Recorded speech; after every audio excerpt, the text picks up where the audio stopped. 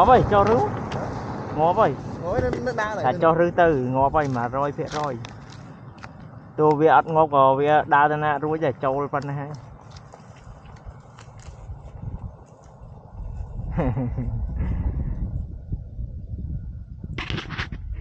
tràng một tiếng cũng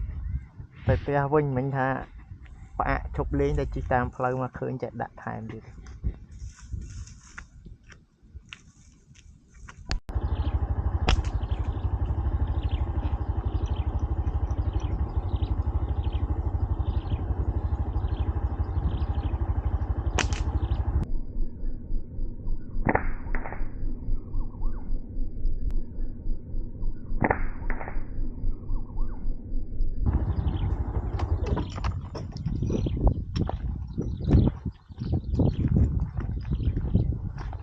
đọc lòng măng rô khơi nhon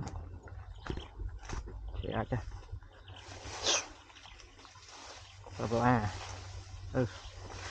rồi tốt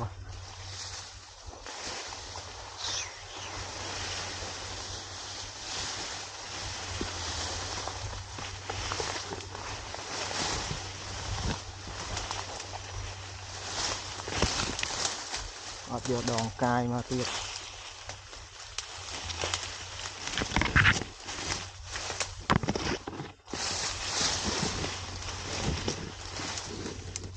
đòn nào thôi